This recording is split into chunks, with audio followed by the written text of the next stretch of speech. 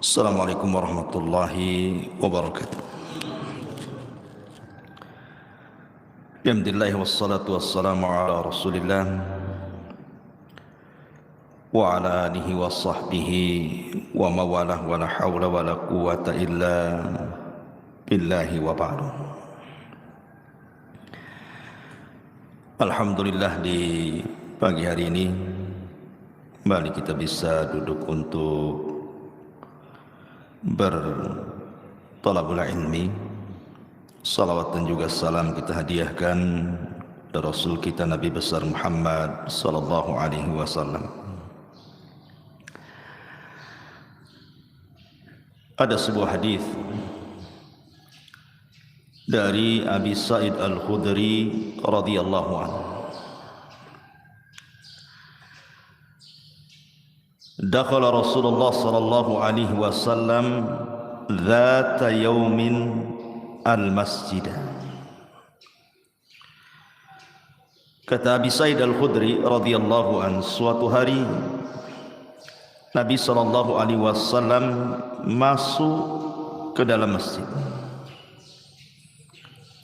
Dalam riwayat di luar waktu salat. Fa'idha huwa birajulin minal ansar yuqalu lahu Abu Umamah. Tiba-tiba Nabi SAW mendapati seorang laki-laki dari kalangan Ansar, namanya Abu Umamah. Faqala, maka Nabi SAW mengatakan, ya Aba Umamah, ma li araka jalisan fil masjid fi ghairi waqti shalah.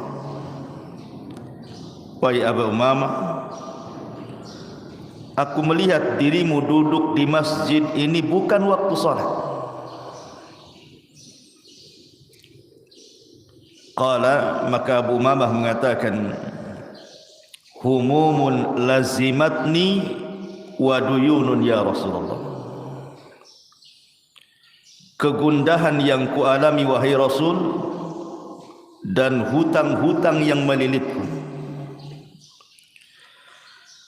Maka Nabi SAW mengatakan, afalu allimuka kalam idza anta qultahu adhaballahu azza wa jal hammaka wa qada anka dainak. Ya Aba Umamah, maukah kuajarkan kepadamu satu kalimat yang kalau engkau membacanya, Allah akan menghilangkan kegundahanmu dan Allah akan lunasi hutang-hutangmu. Qala, Abu Umamah mengatakan, qultu bala ya Rasulullah, tentu wahai Rasul, apa kalimat itu? Qala, maka Rasul mengatakan, kul idza asbahta wa idza amsayta Allahumma inni a'udzubika minal hammi wal hazan wa a'udzubika minal ajzi wal kasal wa a'udzubika minal jubni wal bukhli wa a'udzubika min ghalabatid daini wa qahrir rijal. Wahai Abu Umamah, katakan, apabila engkau berada di pagi hari atau engkau berada di sore hari, Allahumma ya Allah, inni a'udzubika, aku berlindung kepadamu, minal hammi wal hazan, dari kebingungan dan kesedihan, wa a'udzubika, dan berlindung kepadamu, minal azzi wal kasal, dari kelemahan dan juga kemalasan, wa a'udzubika minal jubni wal bukhli, dan aku berlindung kepadamu dari kepengecutan dan kebakhilan, wa a'udzubika min ghalabatid daini wa qahrir rijal, dan aku berlindung kepadamu dari terkalahkannya oleh hutang ataupun dikuasai manusia. Qala, maka Abu Umamah menceritakan, fa fa'altu dzalik, aku pun mengikuti saran Nabi. adhaballahu azza wa jal hammi wa qada anni daini. Maka Allah subhanahu wa ta'ala menghilangkan kegundahanku dan Allah lunasi hutang-hutangku. Riwayat ini sebagian ulama melemahkannya, kan ada seorang rawi namanya Ghassan, dan Al-Hafidh Ibn Hajar mengatakan layyinul hadis, hadisnya lemah. Akan tetapi hadis ini ada syahid dari hadis yang lain yang sahih dari doa Nabi sallallahu alaihi wasallam, Allahumma inni a'udzubika minal hammi wal hazan. Ya Allah, aku berlindung kepadamu dari kegundahan dan kesedihan. Hadis ini sahih. Ma'asyiral muslimin yang dimuliakan Allah azza wa jalla, yang kita bisa petik kaidah ataupun faedah dari riwayat ini, bahwa setiap manusia, mau solehnya mau tidaknya, mau orang biasa mau nabinya, semua pasti mengalami alham wal hazan. Orang itu pasti suatu ketika akan mengalami gundah, bingung dan sedih. Ma'asyiral muslimin yang dimuliakan Allah azza wa jalla, setiap tempat yang ada kebahagiaan pasti di situ ada kesedihan. Setiap tempat yang ada kebahagiaan pasti ada kesedihan. Boleh jadi kita melihat anak-anak kita terkadang senang, bahagia, tapi ketika anak kita sakit, kita pun sedih. Satu sisi bahagia, sisi lain sedih. Ketika kita melihat istri kita, kita sayang dan cinta kepada mereka, tapi ketika terjadi masalah keluarga, bingung, sedih, gundah dan begitu seterusnya. Ketika kita melihat harta, kadang-kadang kita senang dengan harta, tapi kita sedih kalau seandainya harta itu hilang dari badan kita. Begitulah kaidah kehidupan dunia, ikhwan, bahwa setiap tempat yang ada kebahagiaan pasti terselip kesedihan. Itu kaidah dunia seperti itu.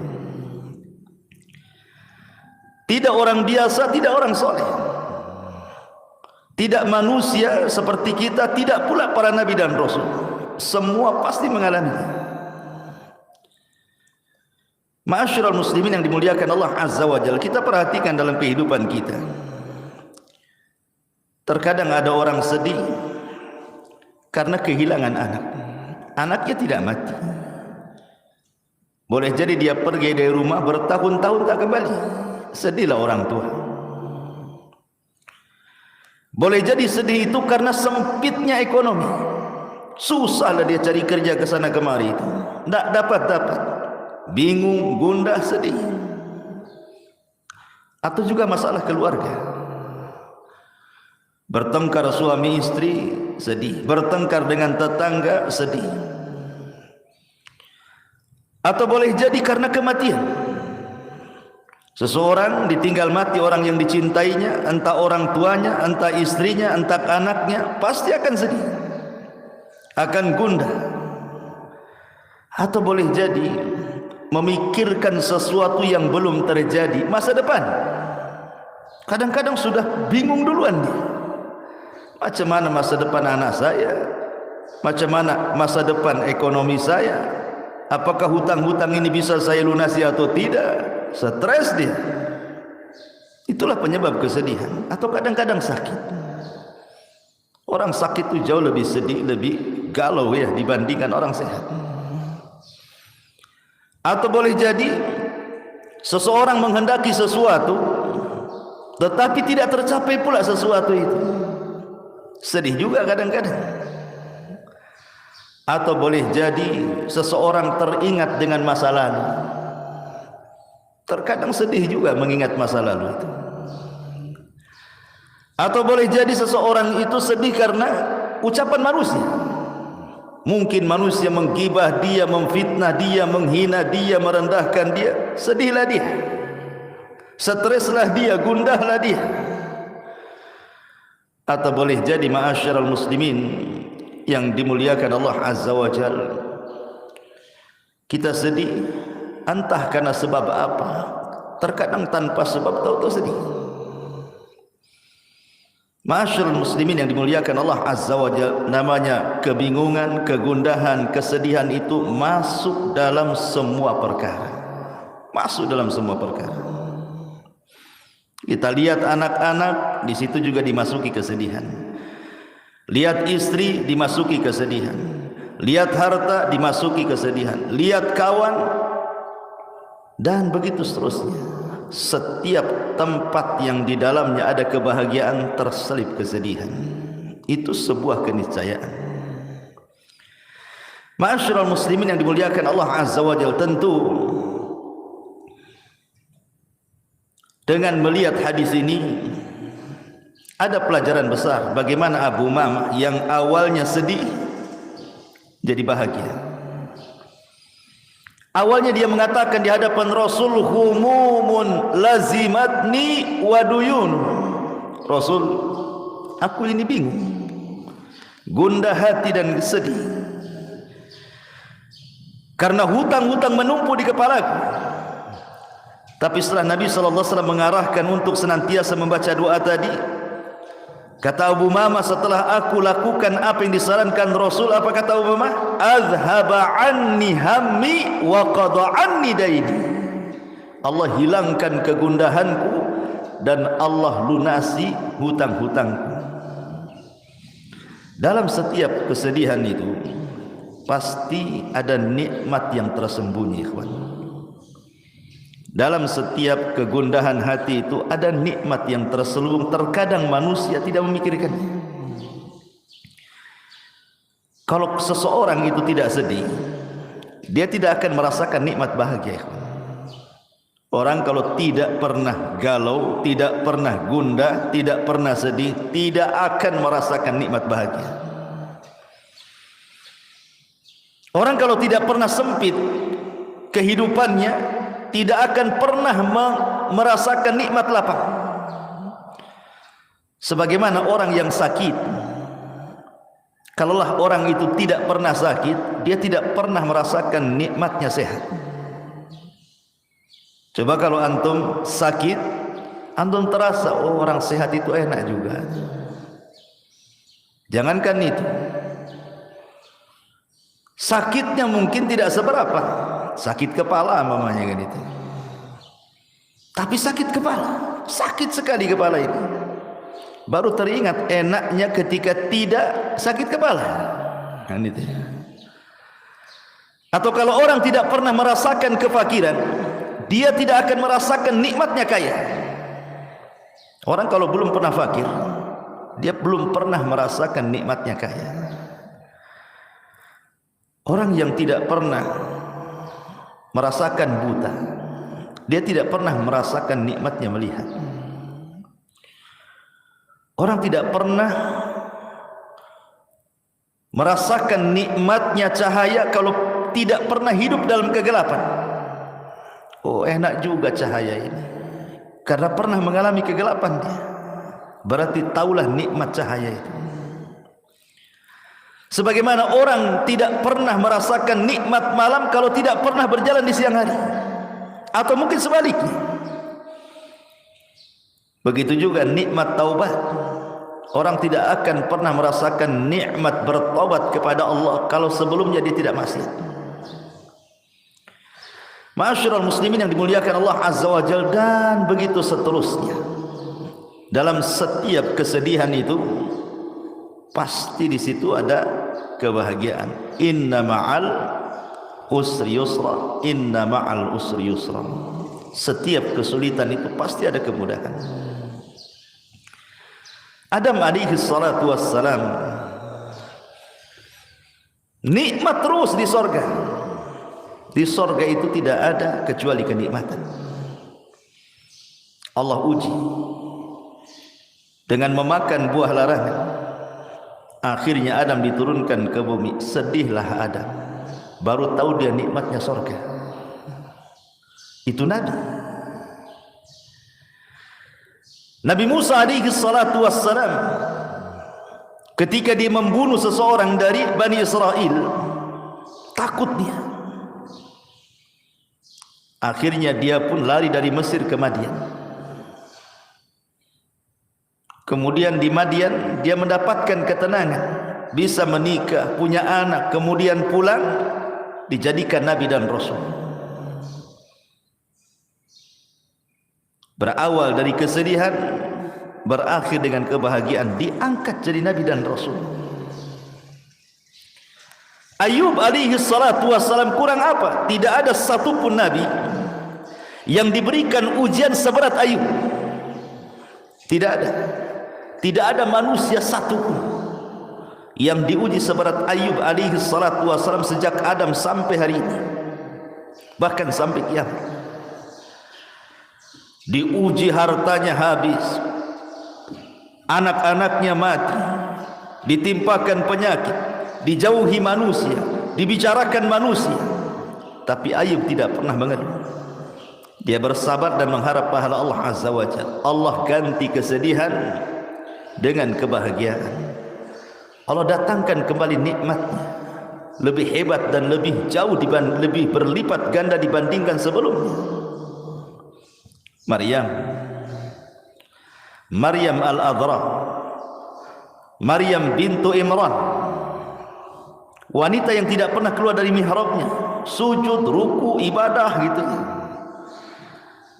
Tahu-tahu ketika buang hajat datang pula Jibril menghabar gembirakan bahwa dia akan punya anak. Kata Maryam, aku tidak pernah disentuh laki-laki.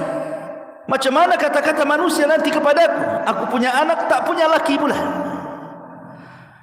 Akhirnya kemudian Maryam pun difitnah macam-macam. Sampai hari ini orang-orang Yahudi menganggap Maryam itu wanita pezina dan Isa itu anak zina. Makanya orang Nasrani mengkafirkan Yahudi karena tidak mengakui nabinya dan mengatakan Isa itu anak zina, Maryam pula pezina.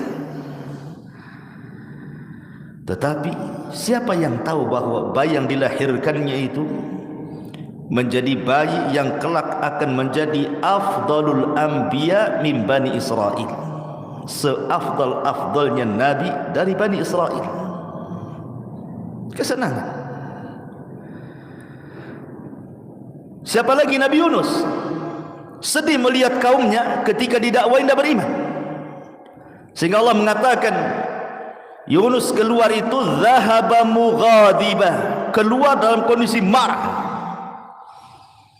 Akhirnya Allah Subhanahu wa taala atabahu, menghukum dia dimakan ikan. Kemudian dia terus bertasbih kepada Allah dan terus bertasbih. Akhirnya Allah Subhanahu wa taala selamatkan Yunus kembali lagi kepada kaumnya. 100.000 lebih kaumnya beriman. Kebahagiaan ikhwan. Awalnya sedih, jadi bahagia. Nabi kita Muhammad sallallahu alaihi wasallam ketika berdakwah ke Taif, yang sebelumnya 18 kabilah orang-orang Mekah itu, sepeninggal Khadijah dan sepeninggal Abu Talib, berani mengancam Rasul kalau meneruskan dakwahnya akan dibunuh. Sempit dada Nabi, sedih. Berangkatlah dia ke Taif dengan harapan orang-orang Taif mau beriman. Sampai pula di Taif, tidak ada satupun yang belas kasih kepada Nabi SAW. Yang ada dari anak-anak, perempuan, orang tua, laki-laki, semua mengusir Nabi. Bukan hanya mengusir, bukan hanya disuruh pulang gitu saja, dilempari batu, dicaci maki, anak-anak naruh duri untuk menyakiti Nabi, sehingga Rasul harus lari 1 mil bersama Zaid ibn Harithah. Nabi hanya mengatakan, Allahumma ilaika ashku dha'fa quwwati. Ya Allah, aku hanya bisa mengadukan kelemahanku kepadamu. Wa qillati hilati wa hawani 'alan nas, dan sedikitnya pengalamanku dan manusia meremehkan diriku. Wa anta arhamur rahimin, kau zat yang maha pemberi kasih sayang di antara hamba-hambamu yang memiliki perasaan kasih sayang. Kemudian Rasul mengatakan, ila man takiluni, ila aduwin yatajahhamuni, au ila qaribin malaktahu amri. Kemana lagi ku tambatkan diriku ya Rabb, di hadapan musuh yang akan menyerangku, ataukah kepada mereka orang-orang Mekah yang akan menguasai perkara? Tapi lihat bagaimana Nabi SAW menenangkan dirinya, illam takun alayya sakhatun fala ubali, ya Rabb, asal engkau tidak marah kepadaku, asal engkau tidak murka kepadaku, aku enggak peduli dengan mereka. Seolah-olah Rasul ingin katakan, kalau orang-orang Taif melempariku bukan karena kemurkaanmu kepadaku ya Rabb, aku tidak peduli. Silakan mereka mengatakan apapun soal diriku, yang penting ini bukan bentuk azabmu kepadaku. Rasul menenangkan dirinya. Kemudian masuk lagi ke Mekah, tidak bisa berdakwah sama sekali, malah diusir dari Mekah ke kota Madinah. Ketika Allah tutup satu pintu, di sana Allah buka banyak pintu. Masuk ke kota Madinah, Islam tersebar, dan Rasul pulang ke Mekah, akhirnya membebaskan kota Mekah. Inna ma'al usri yusra. Antum jangan kira ketika antum sedang sedih karena ada kesulitan, tiba-tiba Allah menutup satu pintu, kemudian antum katakan di sana tidak ada pintu. Bahkan di sana banyak pintu yang akan mengarahkan kepada kebahagiaan. Ingat, ketika Allah mengatakan inna ma'al usri yusra, inna ma'al usri yusra, ketika Allah mengatakan al-usri menggunakan alif lam. Tapi ketika mengatakan yusran tidak menggunakan alif lam. Apa faedahnya? Alif lam itu menunjukkan ma'rifat, tapi tanwin itu menunjukkan nakirah. Itu belajar bahasa Arab. Di antara tanda-tanda isim ma'rifat, salah satunya dimasuki alif lam. Tanda-tanda isim nakirah, ketika kalimat itu ada tanwinnya, karena hilang alif lam muncul tanwin, hilang tanwin muncul alif lam. Begitulah matematika dalam bahasa Arab. Ma'rifat itu artinya jelas, nakirah itu artinya tidak jelas, umum. Seolah-olah ingin mengatakan inna ma'al usri yusra, inna ma'al usri yusra. Al-usri yang pertama adalah usri yang kedua, tapi yusron yang pertama bukan yusron yang kedua. Artinya terkadang satu kesulitan Allah kasih dua kemudahan. Bahkan bukan dua kemudahan, bisa 3 kemudahan, 4 kemudahan, dan begitu seterusnya. Bahasa saya, jikalau Allah Subhanahu wa ta'ala menutup satu pintu, di sana banyak pintu-pintu. Itu maksudnya. Karena Allah Subhanahu wa ta'ala tidak menciptakan kita untuk sedih selamanya, tidak pula menciptakan kita untuk bahagia selamanya. Di sana ada bahagia, di sana ada sedih. Begitulah kehidupan manusia. Ma'asyiral muslimin yang dimuliakan Allah Subhanahu wa ta'ala. Bahkan orang-orang yang kita anggap mereka sedih di mata kita, tapi sebenarnya mereka bahagia di mata Allah Subhanahu wa ta'ala. Wala tahsabanna alladhina qutilu wala tahsabanna alladhina qutilu fi sabilillahi amwata bal ahya 'inda rabbihim yurzaqun. Jangan kau sangka orang-orang yang mati di jalan Allah mereka itu mati, tidak, mereka hidup dan mereka mendapatkan rizki di hadapan Allah Azza wa Jalla. Itu kan di antara zahir yang kita tampak, dia meninggalkan, kasihan dia meninggal. Kenapa dia tidak hidup saja? Di mata kita mungkin kita sedih. Salah, dia sedang mendapatkan kebahagiaan. Belum tentu zahirnya sedih, hakikatnya dia sedih, tidak. Terkadang zahirnya saja kita nampak orang sedih, ternyata dia orang yang paling bahagia. Betapa banyak ikhwatu fiddin yang kita anggap orang itu bahagia, dia pula orang yang paling sedih. Lihat orang kaya, Kita sangka mereka senang. Rupanya banyak orang-orang kaya itu yang sedih. Bahkan orang miskin lebih bahagia dibandingkan orang kaya. Ma'asyiral muslimin yang dimuliakan Allah Azza wa Jalla. Oleh karena itulah maka karena kesedihan sebuah kepastian, gundah hati sebuah kepastian, hadapi saja. Terkadang ada orang yang belum bisa move on dalam bahasa kita ya. Belum bisa melupakan. Sehingga sedih dalam hidupnya. Contoh, orang yang terbiasa dengan harta. Orang yang terbiasa dengan harta, tiba-tiba hartanya hilang. Dia merasa saja bahwa dia masih kaya.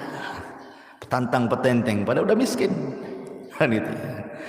Orang yang dulunya mungkin mantan jenderal, ketika dia jadi jenderal gaya, bisa nunjuk orang. Ketika purnawirawan sudah nggak dihormati orang lagi, tapi dia merasa masih jenderal juga karena pernah jadi jenderal masalahnya kan. Karena ada orang kayak gitu merasa masih jadi polisi pada sudah purnawirawan kan. Gayanya jadi RT kayak polisi dia. Ada tuh. Dia belum bisa move on. Kalau nikmat itu sudah nggak ada sebenarnya. Atau orang kalau terbiasa, contoh saja, orang terbiasa kemana-mana punya mobil kan gitu. Hilang mobilnya, perasaan masih ada aja nengok itu, padahal udah nggak ada tuh. Gitu ya. Ada orang-orang yang belum bisa melupakan masalah. Orang yang dulunya pernah jadi manajer perusahaan, tidak lagi jadi manajer, masuk ke masyarakat kayak manajer aja, nunjuk-nunjuk orang aja tuh. Ada orang kayak gitu, perasaan dia itu masih jadi manajer. Begitulah manusia. Orang kalau terbiasa jadi pejabat, jadi pemimpin, jadi presiden, ketika sudah tidak menjabat masih seolah-olah dia itu punya jabatan. Ada orang seperti itu. Karena dia belum terbuka, belum bisa menghadapi kenyataan bahasa kitanya ya. Padahal manusia itu akan diputar, watilkal ayyam nudawiluha bainan nas. Hari-hari itu berputar. Kadang sedih, kadang senang, kadang sempit, kadang bahagia, kadang berkumpul, kadang berpisah, kadang mati, kadang hidup, dan begitu seterusnya manusia itu. Tidak lepas dari perkara-perkara seperti ini. Dari sini ma'asyiral muslimin yang dimuliakan Allah Azza wa Jalla, yang ingin saya jelaskan, bahwa terkadang Allah Subhanahu wa taala memberikan ujian kepada hamba berupa kesedihan, dan ini azab ataupun ujian yang paling berat. Ujian yang paling berat itu adalah ketika Allah menguji hati. Kalau seandainya yang diuji harta kita hilang dan dia bisa menghadapinya, dia tidak akan sedih. Kalau seandainya kita pernah punya jabatan kemudian tidak menjabat lagi dan kita bisa menghadapinya, tidak akan sedih. Sebutkan apa? Tapi kalau Allah sudah menguji hati, sekalipun jabatannya tidak hilang, hartanya tidak hilang, keluarganya tidak hilang, perasaan itu semua nggak ada di mata dia. Kalau sedih, contoh, ada orang kaya raya, sak kaya-kayanya, anggaplah dunia itu milik dia.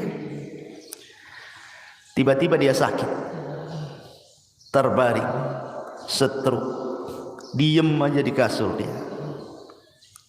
Satu lemari pakaian bagus dipakai dia? Tidak. Mobil yang mantap itu kan, yang berserak-serak di parkiran dia, nggak bisa juga dia nyetir, sakit, stroke, gimana? Rumah yang megah, ada tamannya, macam-macamnya, nggak bisa pula jalan-jalan. Itu baring saja dia kan gitu. Lalu untuk apa dunia bagi dia? Nggak ada faedahnya dunia coba. Kalau sudah sakit plak gitu ya kan. Apa yang dinikmati dia? Istri yang cantik nggak bisa digauli dia. Dia sakit stroke, gerak pun tidak bisa. Apa yang bisa dihadapi orang sakit? Padahal jelas-jelas dunia itu loh dipegang dia. Perusahaan dipegang dia, anak buah dipegang dia. Stroke, ngomong pun tidak bisa. Namrud, tahu Namrud? Tahu? Kapan kenalannya? Namrud. Ya. Namrud satu di antara 4 raja dunia. Sombongnya dia mengatakan di hadapan Ibrahim, ana uhyi wa umit. Saya bisa mematikan, saya bisa menghidupkan katanya. Keluarkan 2 orang dari penjara. Satu dibunuh, satu dibebaskan. Ana uhi wa umi. Saya bisa menghidupkan, saya bisa mematikan. Yang satu dibunuh nih, saya hidupkan yang satu. Pergi. Ibrahim tidak membalas. Ibrahim bisa saja mengatakan, itu yang mati kau hidupkan. Tapi ini perkara darah. Ibrahim tidak mungkin mengatakan seperti nanti Ibrahim pula dibunuh. Sini saya bunuh, nanti saya hidupkan. Ini masalah-masalah darah. Ibrahim menghindar dari itu. Dia hanya mengatakan, oke, Tuhanku, ya'ti bisyamsi minal masyriq fa'ti biha minal maghrib. Tuhanku mendatangkan matahari dari arah timur, sekarang kau terbitkan dari arah barat, katanya. Fabuhital ladzi kafar. Diamlah si Namrud. Tetapi kesombongan Namrud ini terhenti ketika Allah mengadab dia dengan apa? Seekor nyamuk. Ba'udah.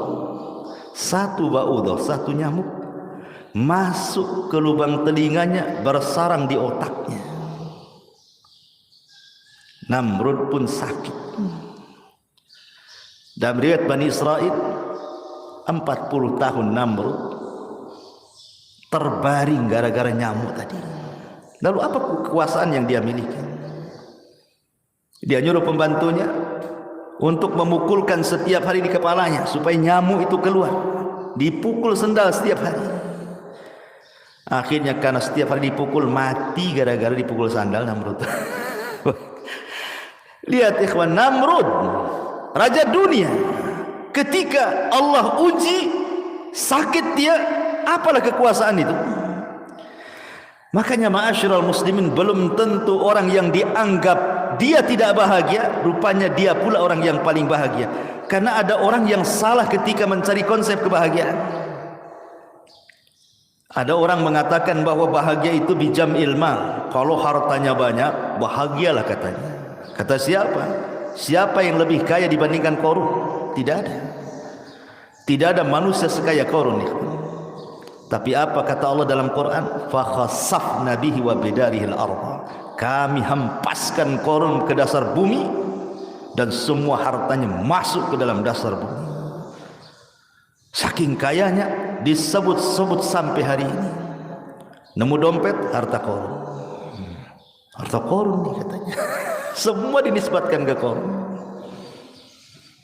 Lihat. Untuk apa kaya? Bahagia Qarun? Tidak, diazab oleh Allah.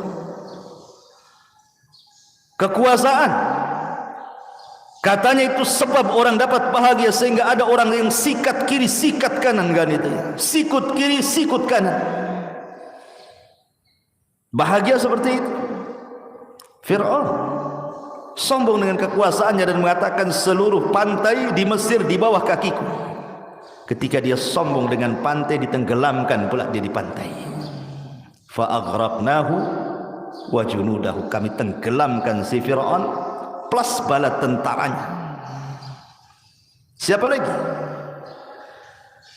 Ada orang yang bahagia itu katanya, kalau seandainya dia memiliki kekuatan, mungkin dia jadi kepala angkatan darat, angkatan laut, jenderal gitu, banyak pasukannya, membanggakan pasukannya. Bahagia? Tidak. Kaum Ad kurang apa kuatnya? Kaum Tsamud, tidak ada umat yang lebih kuat daripada kaum Ad dan kaum Tsamud, ikhwan. Tapi Allah azab mereka. Kekuatan itu hanya milik Allah. Walillahil izzatu jami'ah. Kemuliaan, kekuatan itu hanya milik Allah. La haula wala quwata illa billah.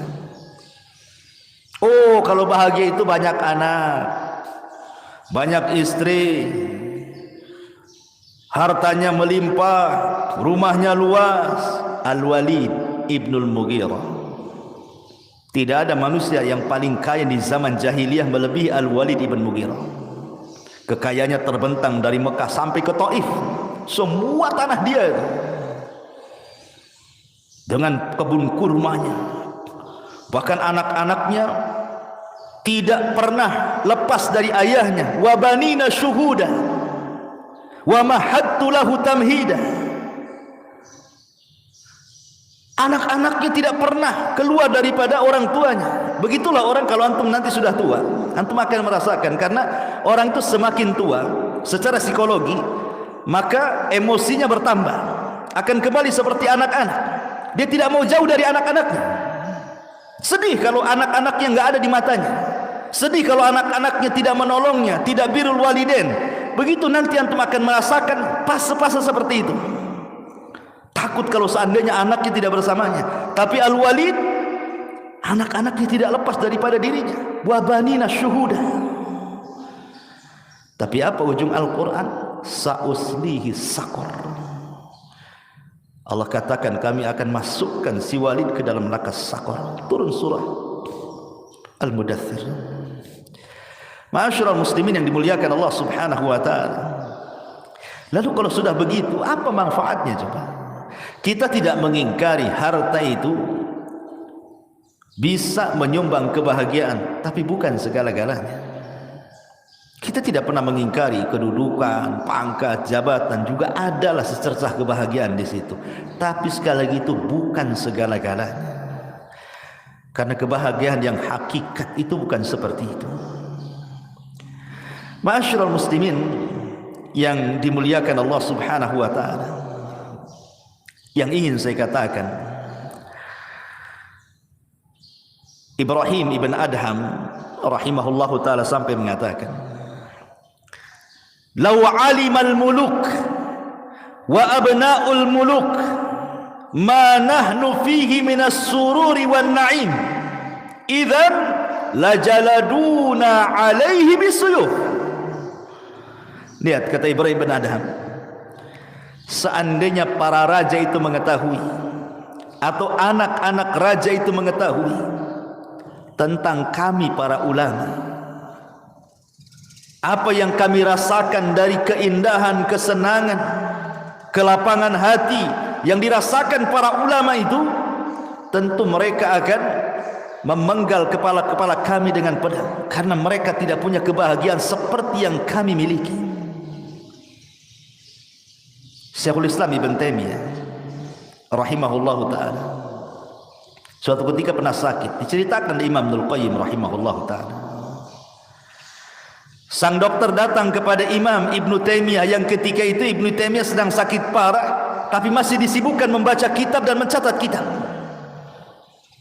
Kata sang dokter, "Inna mutala'aka wa kalamaka fil ilmi yazidul marda." Ya Imam, bisa enggak kau berhenti membaca, menulis? Karena itu bisa menambah sakit. Kau ini sakit parah, istirahat, banyak tidur. Kata Ibn Taimiyah, wahai dokter, alaisatin nafsu idza farihat surrat qawiyat tabi'atu fadafa'atil marad. Wahai dokter, bukankah kalau jiwa itu tenang, hati senang, gitu kan, itu bisa menguatkan badan kita dan cepat menyembuhkan. Artinya kalau orang sakit terus dipikirkan sakitnya, makin sakit dia. Tapi kalau orang sakit tidak dipikirkan sakitnya, hatinya lapang, tenang, pasti cepat sembuh tuh dari penyakitnya. Kata dokter, tentu ya betul, memang kaedahnya seperti itu. Maka Ibn Taimiyah mengatakan, ya dokter, tidak ada kebahagiaan dalam hatiku melebihi ini, membaca, menulis, membaca, menulis. Itu tidak ada kebahagiaan dalam hati kecuali ini. Boleh jadi ini yang mempercepat kesembuhan. Kata dokter, oh itu di luar medis itu katanya. Itu di luar medis. Itu ijtihadmu wahai imam katanya. Tapi dari sini ma'asyiral muslimin yang dimuliakan Allah Azza wa Jalla, lihat para ulama, mereka bahagia itu karena dekat dengan Allah. Yang bisa membahagiakan manusia itu bukan harta, bukan dekat dengan harta, bukan dekat dengan jabatan, bukan dekat dengan keluarga, tapi kedekatan kita dengan Allah Subhanahu wa taala. Ada satu perkataan Ibnu Mas'ud radhiyallahu anhu mengakhiri kajian kita. Kata Abdullah ibn Mas'ud radhiyallahu anhu, dan ucapan Ibnu Mas'ud juga dinukilkan Imam Ibnul Qayyim rahimahullahu taala, dalam Madarijus Salikin. Kata beliau, utlub qalbaka fi thalathati mawatin. Cari hatimu di 3 tempat. Kalau di 3 tempat ini enggak mendapatkan hati, berarti kau tidak punya hati. Cari hati yang lain, katanya. Yang pertama, inda sama'il Quran. Ketika dia mendengar Al-Quran, cari hatimu di sini. Ketika mendengarkan Quran itu tersentuh atau tidak? Atau biasa saja mendengarkan Quran sama dengan mendengarkan musik? Yang kedua, wa fi majalisi dzikri, di majelis-majelis ilmu. Ada ketenangan enggak di situ? Karena ada orang-orang, ikhwan, coba antum cari kawan yang enggak pernah ngaji, ajak ke sini. Apa pantatnya enggak goyang-goyang tuh? Kapan selesai Ustaz di kamar? Kalau saya ibaratkan 2 hewan, ikhwan. Kalau orang yang biasa ngaji itu kayak ikan loncat dari akuarium. Kemudian antum masukkan lagi ke air, tenang dia. Tenang rasanya. Coba antum tangkap burung yang tak pernah disangkar. Masukkan ke sangkar, apa enggak sibuk mau keluar aja tuh. Itulah orang yang jarang ngaji. Antum ajak ke masjid, sibuk aja tuh, mau pulang aja tuh. Apalagi ustadznya ngantuk, ada malas gitu. Seperti itu, ya.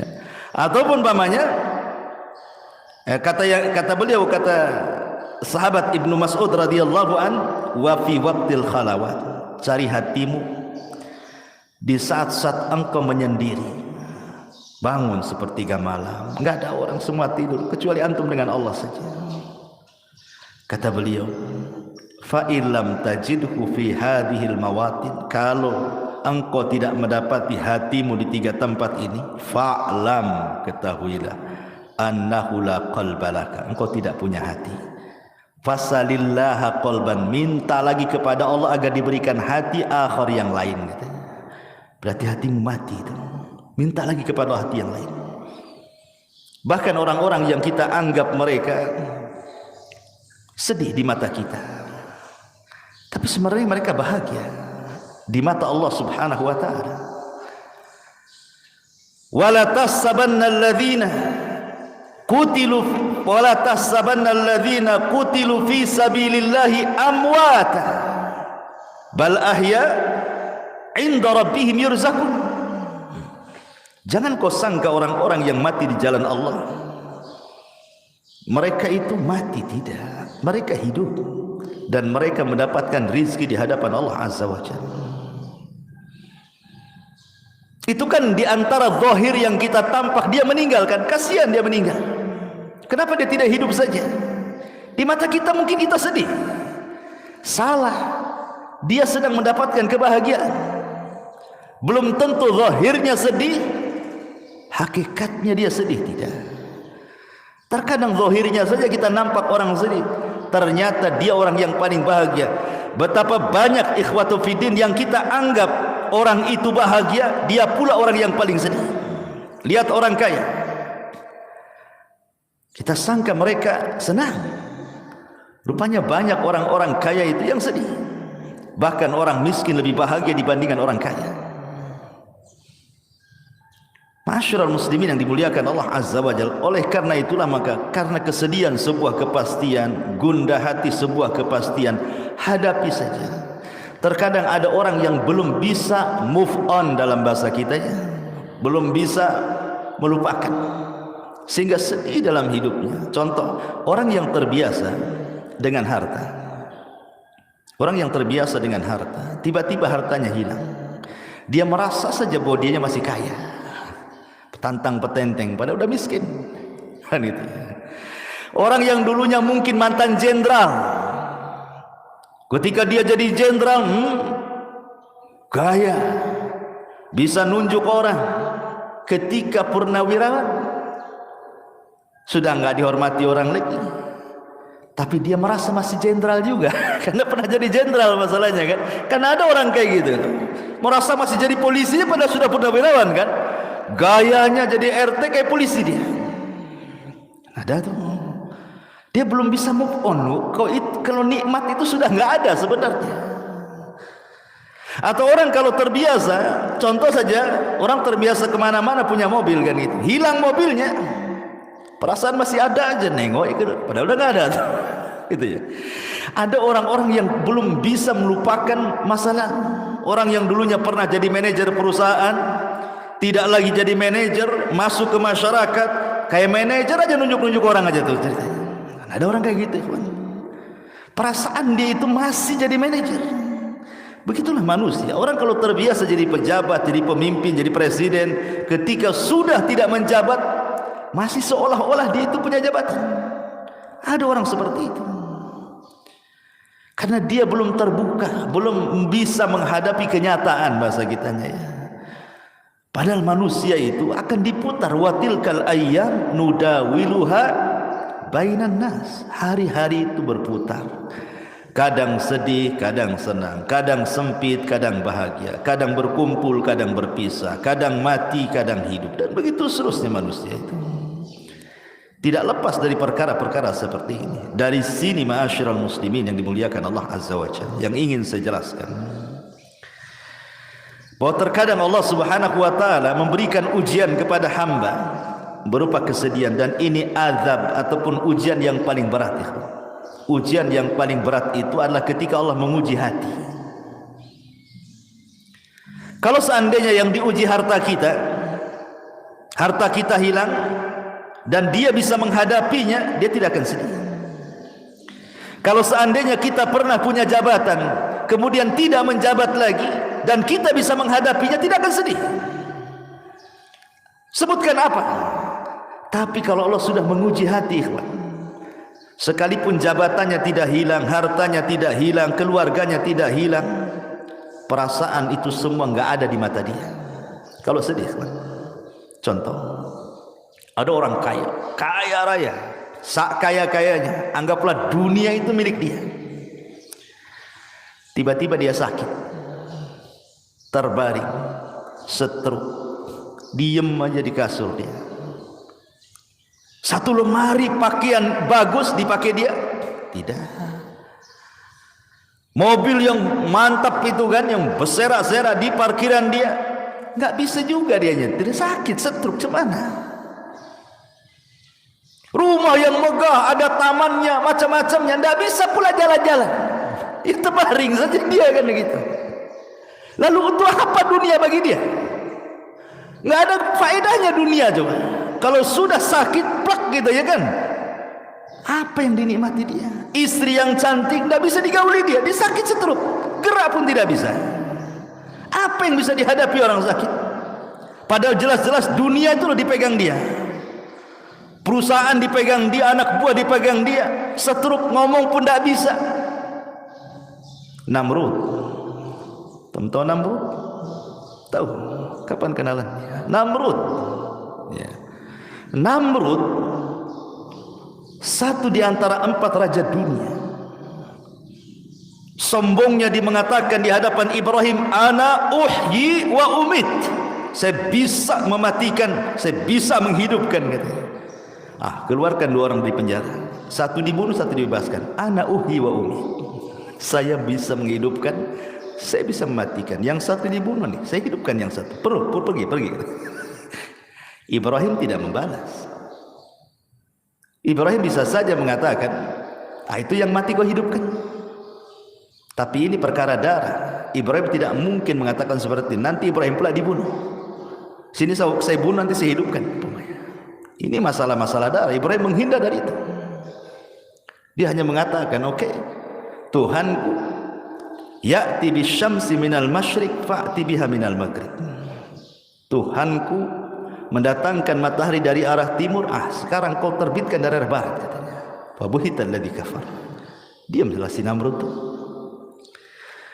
Tetapi kesombongan Namrud ini terhenti ketika Allah mengazab dia dengan apa?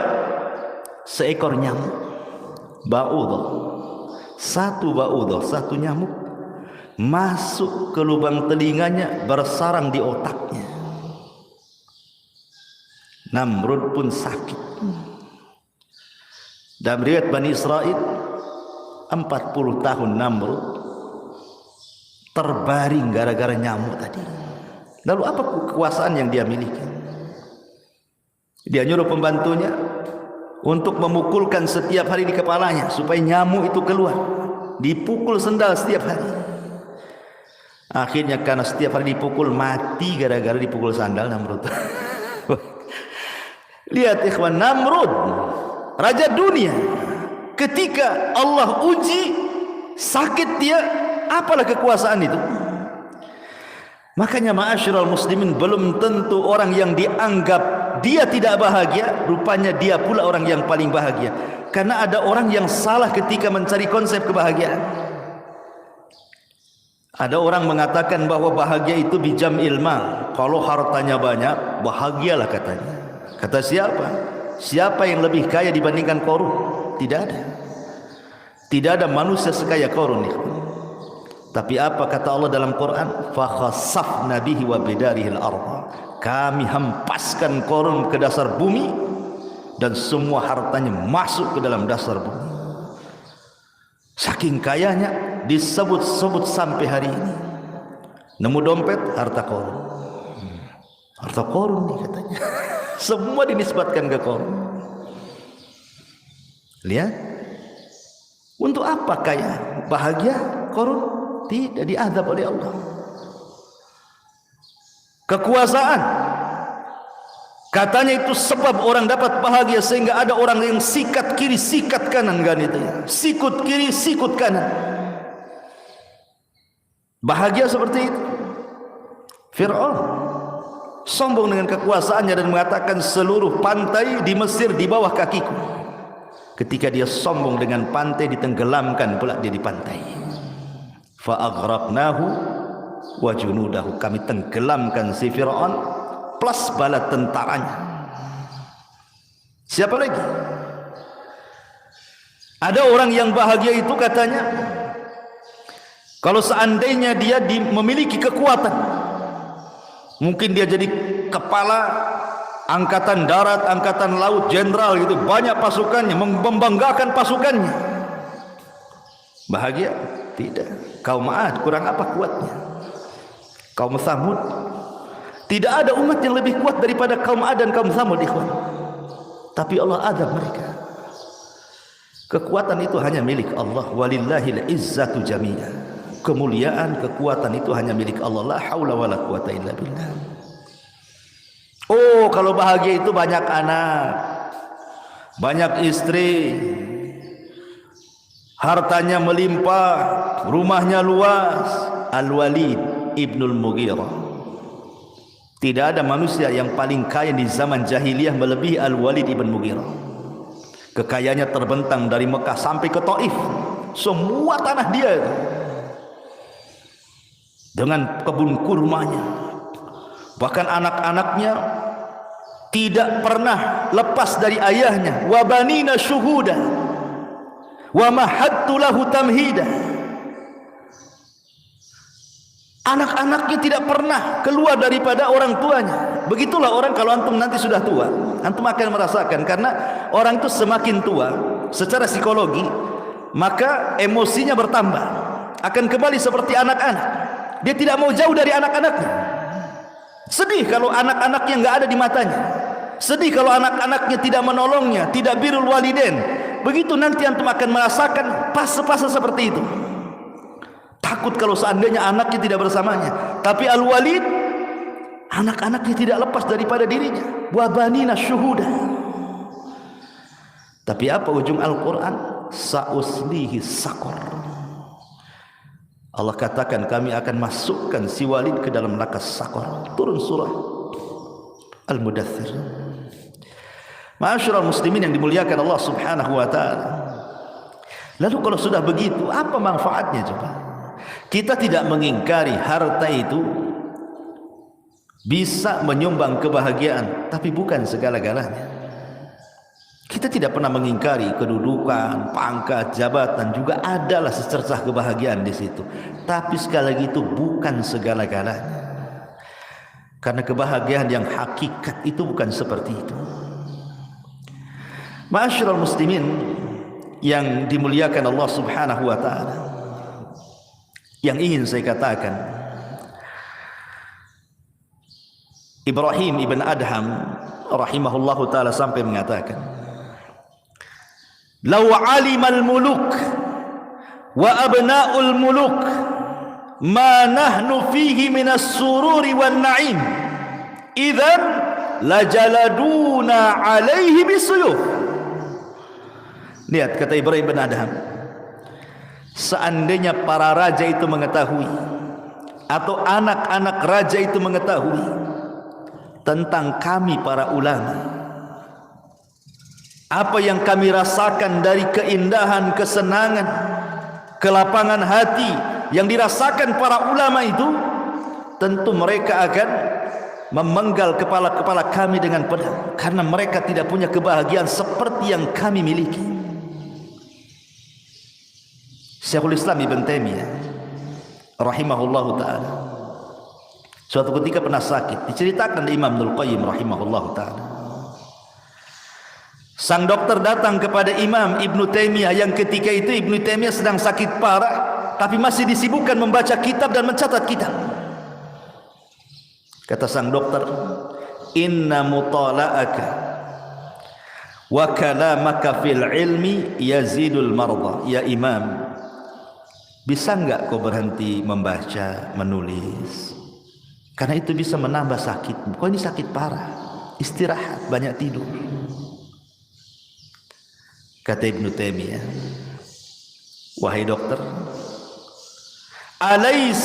alaisatin nafsu idza farihat surrat qawiyat tabi'at fadafa'atil marad." Wahai dokter, bukankah kalau jiwa itu tenang, hati senang, gitu kan, itu bisa menguatkan badan kita dan cepat menyembuhkan. Artinya kalau orang sakit terus dipikirkan sakitnya, makin sakit dia. Tapi kalau orang sakit tidak dipikirkan sakitnya, hatinya lapang, tenang, pasti cepat sembuh tuh dari penyakitnya. Kata dokter, tentu ya betul, memang kaidahnya seperti itu.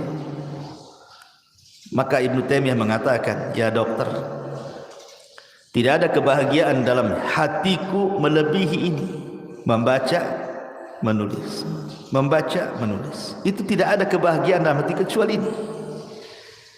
Boleh jadi ini yang mempercepat kesembuhan." Kata dokter, "Oh itu di luar medis itu," katanya. Itu di luar medis. Itu ijtihadmu wahai imam, katanya. Tapi dari sini ma'asyiral muslimin yang dimuliakan Allah Azza wa Jalla, lihat para ulama, mereka bahagia itu karena dekat dengan Allah. Yang bisa membahagiakan manusia itu bukan harta, bukan dekat dengan harta, bukan dekat dengan jabatan, bukan dekat dengan keluarga, tapi kedekatan kita dengan Allah Subhanahu wa taala. Ada satu perkataan Ibnu Mas'ud radhiyallahu anhu mengakhiri kajian kita. Kata Abdullah ibn Mas'ud radhiyallahu anhu, dan ucapan Ibnu Mas'ud juga dinukilkan Imam Ibnul Qayyim rahimahullahu taala dalam Madarijus Salikin. Kata beliau, "Utlub qalbaka fi thalathati mawatin." Cari hatimu di 3 tempat. Kalau di 3 tempat ini enggak mendapatkan hati, berarti kau tidak punya hati. Cari hati yang lain, katanya. Yang pertama, inda sama'il Quran. Ketika dia mendengar Al-Quran, cari hatimu di sini. Ketika mendengarkan Quran itu tersentuh atau tidak? Atau biasa saja mendengarkan Quran sama dengan mendengarkan musik? Yang kedua, wa fi majalisi dzikri, di majelis-majelis ilmu. Ada ketenangan enggak di situ? Karena ada orang-orang, ikhwan, coba antum cari kawan yang enggak pernah ngaji, ajak ke sini. Apa pantatnya enggak goyang-goyang? Kapan selesai Ustaz?